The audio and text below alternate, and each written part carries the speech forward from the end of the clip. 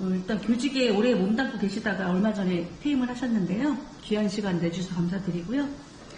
첫 번째 한번 질문 드려볼게요. 처음 교편을 잡았을 때랑 현재의 교권을 좀 비교를 해보자면 정말 하늘과 땅 차이일 것 같아요. 어떤가요?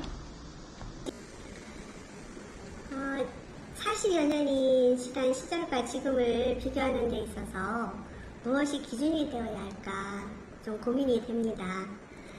그때는 그때대로, 지금은 지금대로 어려움은 늘 있었습니다. 그래도 굳이 비교하자면 학교, 교사, 학부모, 학생 간의 신뢰의 벽이 현재보다는 굳건했었다는 생각이 듭니다. 지금은 누구의 잘잘못이다를 떠나 이런 무너진 신뢰의 벽을 어떻게 다시 굳건하게 세울지 한마음으로 고민해야 된다고 생각합니다. 지나간 일은 추억이 되어 아름답게 간직되는 법이지요.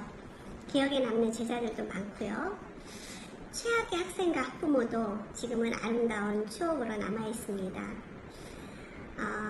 그래도 질문을 하셨으니까 한 가지 사례를 말씀드린다면 모 학교에서 2학년 담임교사를 했을 때 분노 조절이 안 되어 유치원 때부터 늘 민원의 중심에 있던 아이를 만났습니다. 무척 힘들었죠. 혹시 코끼리 이야기를 아시는지요? 코끼리를 어렸을 때부터 말뚝에 줄을 메어놓고 기르면 커서도 그 줄 길이만큼만 돌아다닐 뿐 그 이상은 벗어나지 못한다고 합니다. 줄이 더 이상 존재하지 않아도 경험으로 각인된 어떤 한계가 평생의 삶을 지배할 수 있다는 거지요. 각각 다른 줄을 가지고 있는 아이들이 서로 만났으니 교사는 서로의 한계를 이해시키고 조금씩 넓혀갈 수 있도록 도와줘야 합니다. 이 아이를 돕는 데 있어서도 다른 아이들과의 관계 개선, 또 이 아이에 대한 이해를 위해서 수업 시간 후에도 많은 시간을 같이 보냈습니다. 그러는 동안 그 아이의 마음에 가까이 다가갈 수 있었고 조금씩 변화하는 아이를 보며 기쁨의 눈물을 흘릴 때도 있었습니다.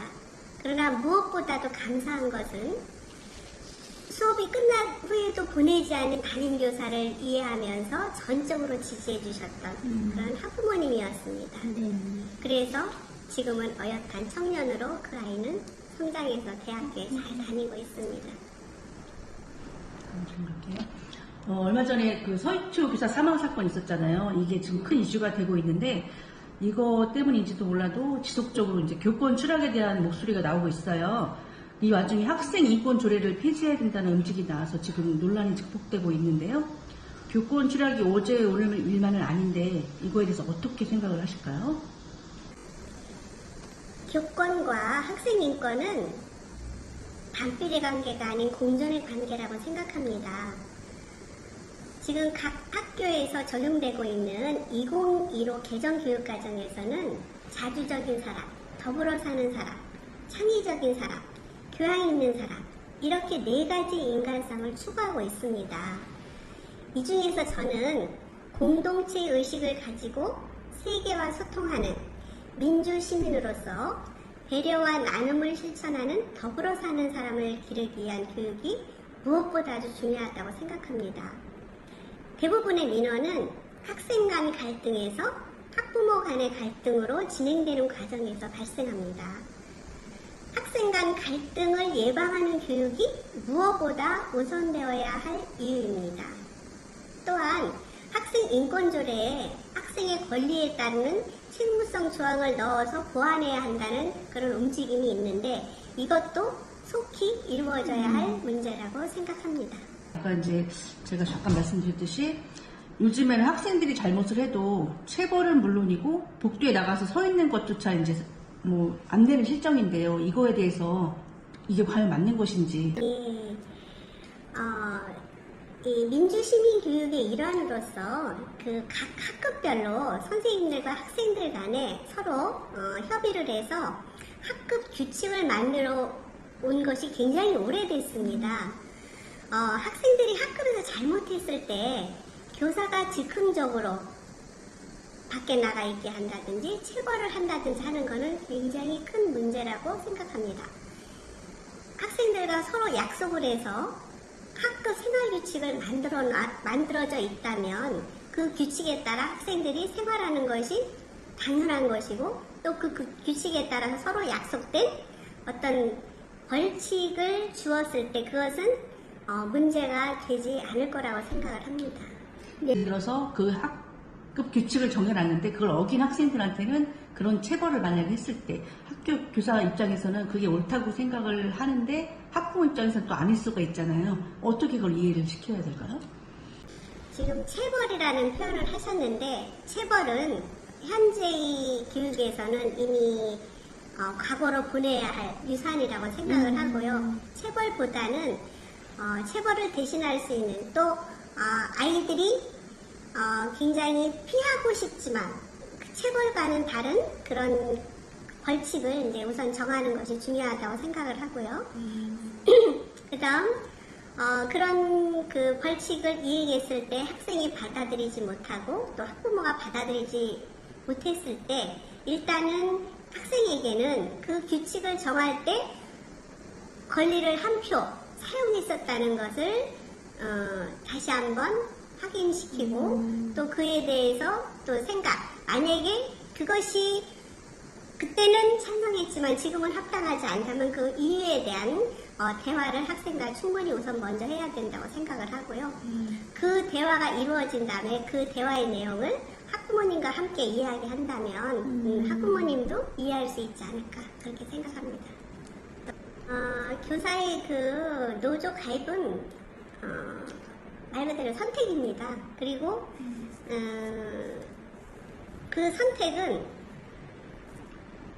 교사가 되기 이전부터 교사가 되기까지 쭉 성장하는 과정에서 그 교사가 가지고 있었던 여러 가지 생각, 또 뭐 환경 이런 것들 모든 것들이 종합이 되어서 선택을 하게 한다고 생각을 합니다. 모든 사람이 일률적인 그런 사회는 없습니다.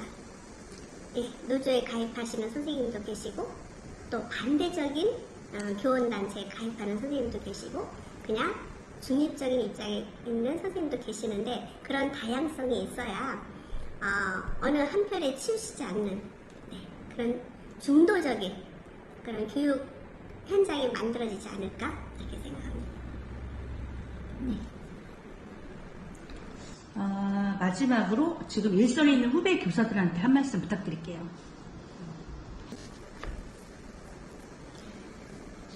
현직에 있을 때 늘 선생님들께 드렸던 말씀 중에 하나인데요.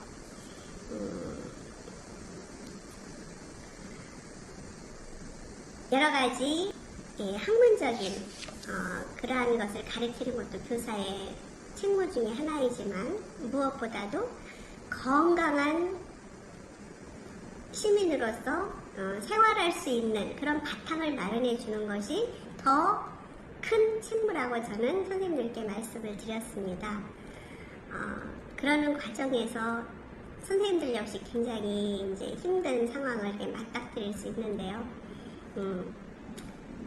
무엇보다 내가 강하기 위해서는 또 그 강함을 위한 무장은 저는 공부밖에 없다. 늘 이렇게 선생님들께 말씀을 드렸습니다. 힘든 가운데에서도 나를 위한 무장을 좀 철저히 해나가는 그런 선생님들이 되셨으면 좋겠습니다.